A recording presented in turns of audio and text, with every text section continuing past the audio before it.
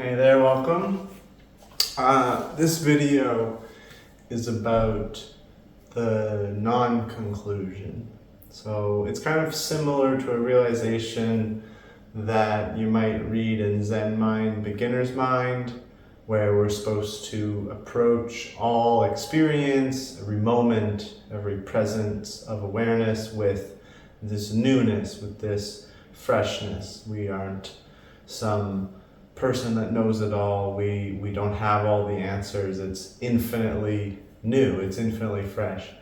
And this is the same conclusion, anti-conclusion I've come to. So I find in a lot of spiritual seeking, we're seeking for an answer. We're seeking for a truth, a thing to bite onto, grab onto, and hold. Whether it's a perspective, a philosophy, a way of life, but we want this end, almost. We want this satisfaction, this anticipation spiritually, with abstract essence and emotions, but it's never possible, because it's not what reality is. Reality is never ending, it's eternal, it's completely constant, and it's been beginningless forever, and it's going to continue to do so. And so when we look towards philosophy, yoga, Buddhism, Hinduism, Jainism, Taoism, anything, shamanism, whatever it is, and we're trying to get this answer, we're trying to get this even set of words or symbols that we can just latch onto and be like, that's it, okay, this is the answer, this is what I go with. We missed the whole point. And so this is interesting in terms of understanding, because you hear in non-dual philosophy to stop seeking. Seeking will never give you the answer. Seeking is the antithesis to the answer, because the answer is always present. Enlightenment's always here. God is always here. Infinity is always here now. So if we're seeking, then we're going to miss it conceptually. We're going to be distracting ourselves as if the thing we're looking for is somewhere else. However, this is a funny thing that happens. We just fall into an equal illusion when we talk like this, when we perpetuate this. It's also kind of related to spiritual bypassing. It's all God, whatever, it's all good, I'll do whatever I want, even if it's morally reprehensible. And so that idea of a conclusion, an end, and like, I found it, I know the truth, this isn't true. And we might communicate this, and this is why I'm bringing this video up, because I talk about how reality is infinite, God is always present, there is a morality and compassion underlying existence, so on and so forth. But yes, there's no conclusive backbone to what I'm saying. There's no anchor in a finality that I'm trying to convey. And that's why I talk about this now, because I see people online, they're either reading texts, like non-dual texts, whether it's Buddhist or Advaita, they're sharing their ideas about it, their meditative experiences, but a lot of times they're actually just regurgitating the things they read. Not fully, people have their experiences and a little bit of their understanding, but there is this repetitiveness that I think is actually a sign of falling into conclusion, falling into a way of thinking, a way of perceiving reality, and this feeling that that's it, that's the answer. But that's never the answer. I've made videos and writings about non-concept, non-notion, like there's no possible way that our notions, our concepts are going to summarize all of reality and the truth of reality. I think this is easy to digest. This is easy to accept. We have a lot of reason to understand this. The map is not the territory. A drawing isn't the same as the person. The person pointing at the moon, you don't think the finger is the moon. So this also applies with conclusion, though, with this confinement of our mind, of this cutting off of the search. And there's a lot of things wrong with that, because just as much as seeking won't let you attain your goal because there's nothing to attain, cutting off what you have perceived as seeking, what we have conceptualized as seeking, is also an illusory limitation. The things that occur as a natural flow of infinity may or may not look like seeking, may or may not feel like seeking, but it doesn't matter if it does or doesn't. The point is about being that infinity and basically being aware of that and letting that surprise us indefinitely, eternally, like literally no conclusion. And I think that's there's a big thorn in the subconscious or superconscious or the unconsciousness of humanity. And I think a thing that has occurred is that this thorn was there in the Buddha, maybe, or in the Mahavira, possibly. It was in the yogis too. This extreme desire, this extreme seeking for something, mixed in with a bit of maybe, I want the answer. This lack of humility, like, I want to have the answer. I want to be the leader. I want to be the one that's right. I want to argue, maybe. And I'm not saying this is like wholeheartedly bad or anything. I'm just saying that we can even see in the roots of many of these spiritual disciplines that there is tendency to want a conclusion and then to advertise that we have the conclusion, and then we get a certain type of resource or reciprocity or attention or fame or merit even from having that conclusion that could help people. But you see also a lot of saints tell us there isn't a conclusion. It's nothing. There isn't anything. And Buddha has, it's been said that he has been recorded thinking and saying these sort of things. And even if Buddha didn't, there are many Buddhist masters that did say these sort of things, to the point that there's silent masters, people that aren't writing things down, people that aren't saying things, and they're just full on being, because that's all that it is. And it's this weird non-conclusion enlightenment. It's actually about transcending conclusion. If you find yourself in this rut, in this mental loop, in this regurgitation, in this conclusiveness, you've missed the mark. Just as much as if you're dissatisfied and discontent and just like craving and trying to search for that next thing, clawing into the next book or YouTube video or trip to Asia or South America, the next drug ayahuasca experience, or the sitting back and enjoying what you have, but then resisting change and being attached to what is, and being attached to memories and old ways, and trying to justify it with this idea of it's all non-dual, it's all infinite, it's all God, etc. So the trap is equally everywhere, because the trap is part of the perfection of infinity. You're never not infinite, you're never apart from the infinite. God is always here, always holding us, permeating through us, is us. But all of our ideas about us, about who we think we are, God is far more than this. Infinity is far more than this. There's no limit to it. So whether we seek or don't seek, that's not the point. It's a false dichotomy. Whether it's a useless label, really.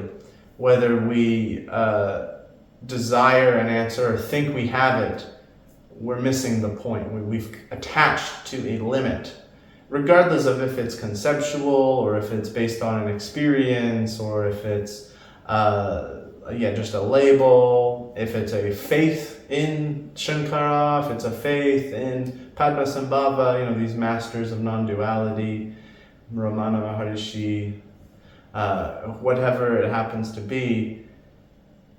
The point is, there is no conclusion.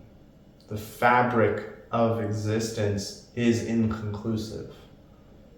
The fabric of herself is inconclusive. Infinity is, by nature, inconclusive. And so, it's just, these are two really good pitfalls to just observe as witness consciousness and not agree with, not perpetuate. Just as much as we will observe ourselves and we will not get angry over a simple thing, traffic or whatever, someone cuts in the line or someone said something we disagree with, or, we are irritated because we're stressed out and we're overworked and someone was a little loud or, accidentally slammed the door. We know that it's the mature thing to do to take a step back, be the observation consciousness, and don't feed the reactivity, the responsiveness that is negative, aggressive, so on.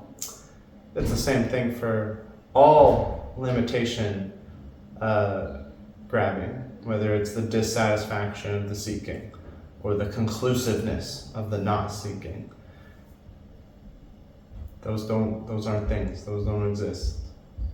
They're nothing. So don't do them. You don't need to do them. And when you realize there's no conclusion, there's actually this little joy that starts to uncover a bit. And one will have less of a reaction, a labeling, a confining of activities that are traditionally seen as seeking, trying to find God or trying to become enlightened, whether it's a practice of meditation or yoga or reading certain books. But at the same time, we have this acceptance that we know that it's not only there. This isn't some secret key to a hidden chest. It's really like we're already in the open field of the oasis. And it's just, how do we remember, how do we experience that oasis of God, of the great perfection? And when we get into these ideas of conclusion, of these ideas, I found the answer, and it's just this kind of rotary, rotund cog in the machine feeling and activity, we know we need to take a step back and change. We know that isn't it, because it is endless. Because perfection is better than a conclusion. And perfection has no creator other than itself. And at the same time, we know self isn't a sufficient term. And there are no terms that are sufficient. So it's more about being in the continuity, being in the never-ending existence, the never-ending presence, and not having ideas about what presence is, not even having ideas about what eternity is or endlessness, and allow for what comes to come, but allow for what changes to change, and for what creations to arise. Because we're going to surprise ourselves. We're going to surprise ourselves with how little fear and anxiety and greed will arise and pop up when we don't have these conclusions, when we don't have these intense seekings either. Because that's why we want a conclusion, is we're afraid. We're afraid of not being secure, afraid of the unknown, afraid of also just not being smart or achieved, afraid of social repercussions, social negativity, even just social mediocrity or social neutrality we're afraid of. We have these desires out of fear of certain reactions, certain occurrences, gestures, speech, etc., of the other, of the world. And so we feel we need to be like, I got my shit together, I know the answer, it's all Shiva, no, it's all empty, no, it's all non-dual. And these are nothing, they're smoke in the wind, it's nothing. And it comes from fear, it comes from anxiety, it comes from reactivity, it comes from giving our power away to the illusory separation. And that's the ironic thing, is that our attachment to a conclusion about non-duality comes from our fear generated by actively living in duality. We don't realize that the other is us, that the whole world is us, and that there's something that is even more unified than our idea of us or me or self. And we're actually that unified, boundless thing, boundless being. And so when we actually live in non-duality, when we actually just rest in it, albeit a few hiccups and distractions and forgetfulness, we won't care about a conclusion. That holds no weight. There's no need for it. We don't have a fear of needing to look a certain way, be smart, have an answer, have a product for people to latch on to. So we don't. And that's just being in the flow, being in the continuity. And you have to see what happens yourself. And there's no point in speculating. It doesn't need any speculation, doesn't need a prediction, doesn't need a plan, doesn't need comparisons to others, because there's no duality, it's just all one, and it's infinite, so it can be anything. We shouldn't ideally give into that fear, give into that insecurity, that restlessness. And when we don't give into it, and we just let the physiological, mental, emotional, psychic, social patterns occur, they're usually fine, they're usually not too bad. It's like a little wave, and then it goes, and then it waves again, and then it goes. But we usually react. We usually get tense and contracted and anxious and worried and start spiraling into defense mechanisms or habits or loops in our thoughts, and try to grab onto something. It's like, no, it's non-dual, or like, no, it's empty, or no, it's all God, or whatever it happens to be spiritually. And sometimes that is a conclusion, this conclusion, this like robotic notion.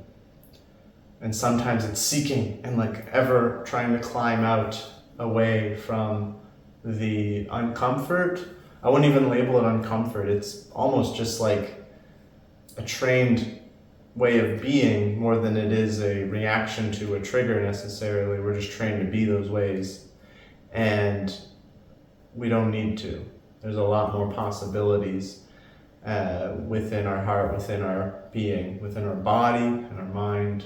There's a lot more potential than being conclusive, having the answer, or, working really hard to find it. You've done so many things to find it. And there's a lot of stuff, around how our perception and relationship with society, with the other, impacts if and when and how much we do those kind of qualities that are illusions, the conclusion, the seeking. I just wanted to make a video about that because that is a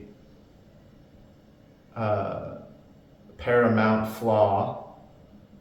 We don't need to worry about it. It's going to go away naturally, but it's there in literally every single non-dual presenter I've ever seen. And I feel it's obvious. And I started this video talking about Zen mind, beginner's mind, because I'm not like the first dude to think of this. I'm not like special at all, really. And this has been an understanding by many meditators, many sages, and it's even an understanding in people that still do it. The smoker knows smoking's bad, but they smoke. The person that goes to Burger King knows the burger is not necessarily healthy, but they go. It's like people know that it's never ending and there's no real conceptual conclusion, and yet they have their little pool of conclusions that they like to think about and attach to and spout or express. And so there's no ill will in anything I'm saying. I'm a part of this. I know it because I've done it a lot. And I know it because I've been removing myself from those patterns a lot without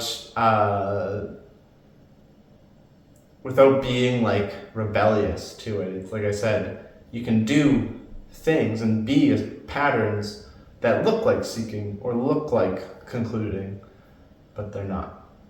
And that's kind of when you read Zen books about the Chan masters, about some of the most heightened siddhas of the Eastern spiritual traditions, they're funny. They're paradoxical. They don't make sense. They seem to contradict themselves. But when you kind of look beyond this robotic standardization of how a being should be and act and how they should think and express themselves, and you pull it all together with still this grain of salt type of acceptance that might not be true, or maybe they weren't perfect, you find this organic, living, raw, authentic force that actually transcends these sages and beings, and it's a pattern of existence. They called it the Tao, or they called it Shiva, or they called it Rama. Whatever it is, it doesn't matter what we say as usual, but it's there, and it pops through in a beautiful song and a great poem, the joy of a mother cooking, a granddad in the garden. It can pop up anywhere because it is everywhere, and it's just a matter of if we let it. So no concluding, no craving of some answer, both part of a similar spiral of limitation and fear and insecurity and conditioning, and that'll help a lot. That'll help more than like a rigid meditation practice, from my experience, from my perspective. That'll help more than reading certain books that are trying to give you an answer, they're trying to give you a conclusion to lock onto. It's just not about that. And you'll find a lot more precious gems and jewels if we don't care about that, if that's not our desire. So thank you so much for listening. Om Sai Ram.